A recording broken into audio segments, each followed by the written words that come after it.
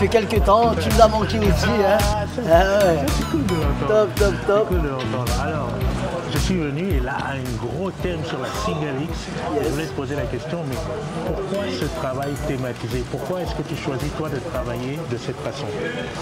Pourquoi travailler en thématique? En thématique comme ça. Tu as dit, toute la semaine, tout le mois, ils ont pratiqué de la Single X. On a fait un thème pratiquement depuis la rentrée, de 1 mois sur la thématique du One Single X. Parce que alors, pour quelle raison le One Single X ou pour quelle raison je fais de la thématique? La thématique. Parce que pour moi, c'est faire du spécifique, travailler sur des thèmes, c'est l'un des moyens, le meilleur moyen pour moi d'évoluer. Pourquoi? Parce qu'on est obligé, même si on est bon par exemple en tant que passeur, je vais obliger les élèves à partir sur ce thème-là et partir sur ces techniques-là. Si on fait du combat libre, ben on reste sur notre zone de confort. Là, ça permet même aux plus avancés de sortir de leur zone de confort et de pouvoir améliorer leur technique sur le thème du jour, enfin de la semaine ou du mois. Donc voilà l'une des raisons pourquoi je fais des thèmes. Ça permet d'être le plus complet possible. Si un mois on fait un thème, par exemple One Single X, puis un autre mois, je vais dire autre chose, hein. Dès l'arrivée, puis un autre mois passage de garde, les gars seront de plus en plus complets sur chaque garde, sur chaque passage. Alors que si je fais du combat libre ou si je ne structure pas mes cours, ça va être assez vague dans tous les sens. Voilà, donc on va se décaler un peu. Ok, d'accord. Cela veut dire que, parce que généralement parlant, c'est vrai, enfin, je parle de ma propre expérience à moi. Ouais. On va souvent dans des gyms et ce qui se passe, c'est qu'il y a des techniques qui sont effectuées. Il n'y a pas forcément de lien entre les techniques. Et puis après, il y a un sparring. Puis il y a un sparring ouvert comme ça. Donc on ne va pas forcément reproduire ce que l'on a appris. Exactement. Bah, après, chaque gym a sa technique à sa méthode, sa technique d'apprentissage. Est-ce que toi, tu as d'abord commencé comme ça et après tu as évolué ou tu as toujours fait de la thématique? En tant que professeur ou en tant qu'élève? J'ai toujours fait la thématique. Parce que pour moi, c'est vraiment, depuis le début, je suis sûr, pour moi, hein, que c'est la meilleure méthode de travailler. Peu importe, que ce soit pour la boxe, là il y a un cours de boxe, Hassan fait à peu près la même chose. Il fait du travail à thème. En fait, ça permet de mettre en situation les élèves et de répéter cette situation-là continuellement. Et c'est ça, au début, j'aime bien faire que du spécifique dans cette position-là, puis par la suite, essayer de l'intégrer sur du sparring plutôt libre. Je dis vraiment aux élèves, je ne l'ai pas dit aujourd'hui parce que c'était un cours d'1 heure, mais sur les cours de 1h30, sur les sparring libres, essayer d'intégrer les techniques qu'on a vues. Moi, c'est ce qui m'importe, c'est que les élèves, en ressortant d'ici, leur but, c'est ce que je dis à chaque cours, ce n'est pas juste de gagner, de sortir d'ici, ben, j'ai gagné 10 combats et j'ai soumis 10 fois. Moi, personnellement, en tant que coach, ça m'importe peu.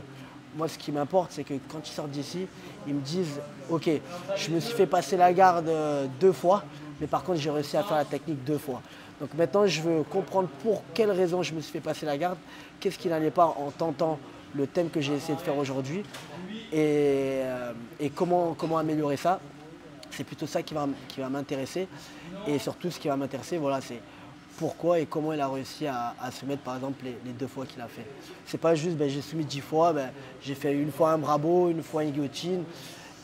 Pour moi, c'est pas structuré. D'accord. Et comment je t'écoute, curieusement, enfin, bien heureusement, ça se rapporte un peu à la tendance. Quand on écoute les John Danaher, les Gordon Ryan, les Craig Jones, tout le monde aime parler du spécifique.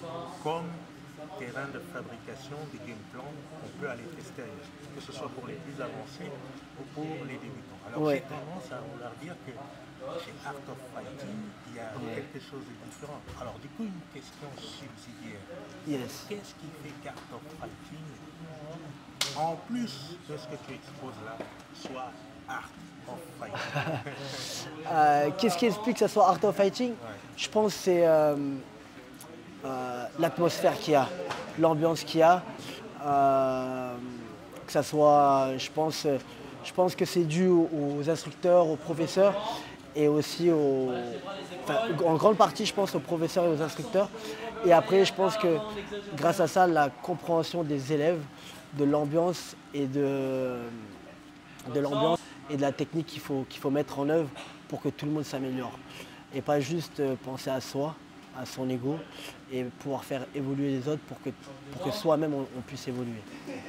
Voilà ce qui fait pour moi Alors, moi, je voudrais ajouter à ça trois choses pour lesquelles moi je te remercie. Déjà, tu nous as donné l'opportunité d'avoir ici pour la première fois. Je n'ai pas l'expérience, moi, d'un stage où on a du wrestling et du grappling. Ouais, Donc, tu as fait ça pour nous et ça a été un mouvement formidable. Et j'ai j'en plaît à republier quelques extraits pour vraiment. Yes, je vois ça. Je te suis, je vois ça. Ouais. C'est quelque chose d'extra. La deuxième chose est que tu m'as donné un feedback que je n'avais encore jamais eu concernant mon contenu YouTube. Tu as dit quelque chose qui aide à la fois les moins avancés comme les plus avancés. Oui, exactement. Et puis la troisième chose, tu m'as fait un retour sur mon jeu. Sur le jeu. J'en avais encore jamais. D'ailleurs, tu m'as fait un rappel là. Ouais. Tu t'en es souvenu de Oui, je connais tes points forts et tes points faibles. Ce que le coach doit pouvoir analyser de chaque élève d'ailleurs. Mais et c'est pour ça que je t'ai tout de suite rappelé. J'ai vraiment apprécié parce que ça me pousse, je crois que pour chaque élève ici, avoir ce regard personnalisé que tu peux avoir chaque fois en donnant un peu, ça motive. C'est pour rajouter à cette carte. Je pense que c'est vraiment très important que le coach soit quand même... C'est devenu une mode, être coach, mais il ne faut pas oublier que c'est un métier quand même très important. On est là pour faire évoluer les élèves et pas juste donner des cours.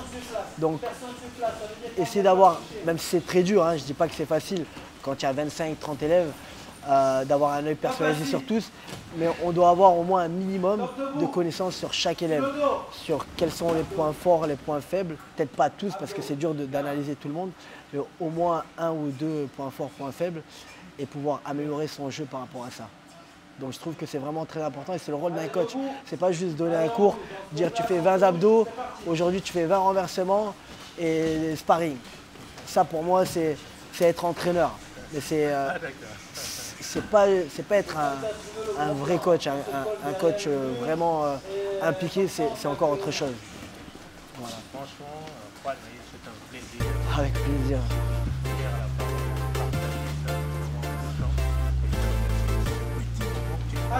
Yes. Toujours un plaisir de parler avec toi. Yes.